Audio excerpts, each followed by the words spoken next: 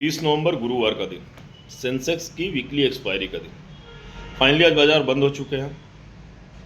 देखिए, मैंने कल भी आपको बताया हुआ था कि बाजार में एक अच्छा मूवमेंट आज आ सकता है, बाजार में एक अच्छा मूवमेंट आ सकता है। उसका कारण ये था डॉ फ्यूचर और एफआईआई। डॉ फ्यूचर स्पेशली इसलिए कि आपने देखा होगा कि आज से 7-8 दिन पहले ही, लगभग 8-10 दिन के अंतराल में ही, डॉ फ्यूचर ने 48,300 प्लस का अपना ऑल टाइम हाई बनाया था और वहीं से गिरना चालू हो गए थे और गिरते गिरते 46,000 के नीचे तक आ गए थे। गिरते गिरते 46,000 के नीचे तक आ गए थे, लगभग 2300 से 2400। अब डॉ फ्यूचर की गिरावट का असर इंडियन मार्केट में नहीं देखने को मिला। उसका कारण था बिहार इलेक्शन और बिहार इलेक्शन के जिस तरीके के रिजल्ट आए। वास्तव में अगर इन 10 दिनों के अंतराल में बिहार इलेक्शन और बिहार इलेक्शन के जो रिजल्ट है वो नहीं हुआ होता तो निफ्टी में भी 500-700 अंक की गिरावट जरूर देखने को मिलती। परंतु डॉ फ्यूचर की गिरावट का असर बिहार चुनाव रिजल्ट के कारण निफ्टी या हमारे इंडियन बाजार पर नहीं पड़ा।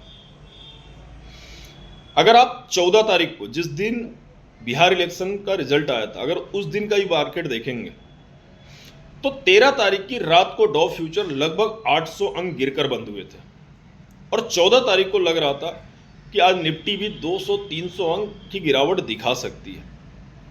परंतु हुआ क्या कि बिहार चुनाव के रिजल्ट जब सुबह 8 बजे बैलेट पेपर खुले, उस समय से ही एक क्लियर माइंडसेट हो गया था कि एनडीए की सरकार जरूर बन रही है। बस दिमाग में एक चीज चल रही थी कि कहीं ये सीट 130-140 के आसपास ना रुक जाए। और आप देखेंगे 14 तारीख का अगर मार्केट देखेंगे पीछे जाकर, तो 14 तारीख को 2 बजे के बाद जब ये क्लियर हुआ कि एनडीए को 190-200 प्लस सीट मिल रही है, तो 2 बजे के बाद निफ्टी में अच्छी तेजी रजिस्टर की गई थी। मीन्स बिहार चुनाव के रिजल्ट के कारण या रिजल्ट के दिन निफ्टी ने पिछले दिनों जो डॉ फ्यूचर 800 अंक गिरा था उसको भी डाइजेस्ट कर लिया और साथ में निफ्टी 30-40 अंक पॉजिटिव ही बंद हुए। हाँ, अगर 13 तारीख को यूएस मार्केट सपोर्ट मिल जाता, ज़्यादा नहीं, अगर केवल प्लस 100 अंक भी बंद हो जाते तो निफ्टी ने 14 तारीख को ही अपना ऑल टाइम हाई शायद तोड़ दिया होता। परंतु चलिए, देर है दुरुस्त है। फाइनली आज भी निफ्टी अपने ऑल टाइम हाई के पास गया, परंतु लगभग 40-45 अंक दूर रह गया। निफ्टी में देखेंगे 26,132 पे ओपन हुआ है, 26,063 का लो बनाया है जो इसने मॉर्निंग में ही बना दिया था ओपन होते ही। उसके बाद 26,246 का हाई बनाया है।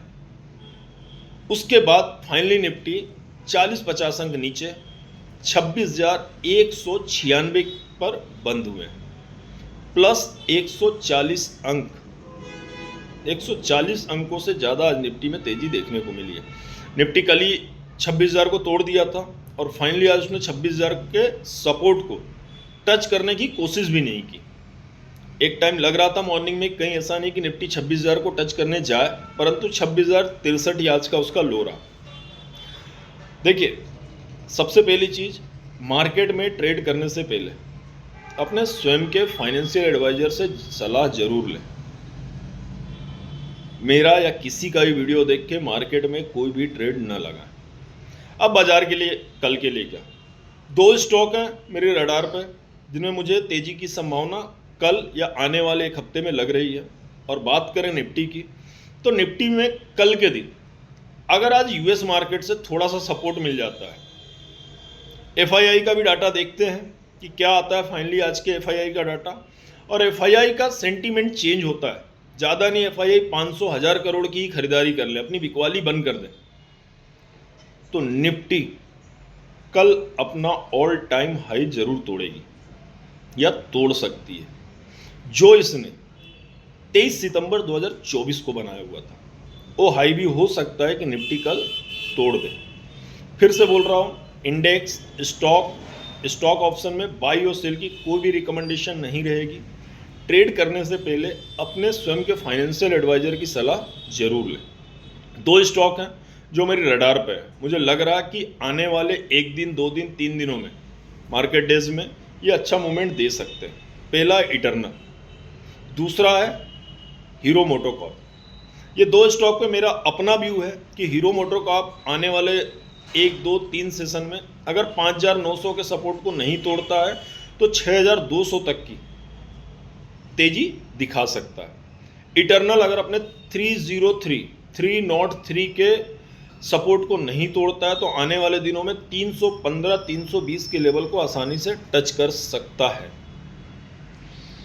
बाजार में एक बहुत अच्छी चीज़ है कि अगर यूएस मार्केट से थोड़ा सा अपसाइड मिलता है, अगर यूएस मार्केट फिर से अपने हाई की ओर जाने की कोशिश करता है तो निफ्टी हो सकता है कि आने वाले दिनों में 26,500 26,600 के भी लेवल को टच करे, क्योंकि यूएस मार्केट को जितना करेक्शन देना था दे चुका है। 2200 2300 अंकों का करेक्शन एक बहुत बड़ा करेक्शन होता है, और अब वहाँ से अगर यूएस मार्केट केवल 1000-1500 अंक सुधर जाते हैं तो निफ्टी में 26,500 का लेवल बहुत दूर नहीं है।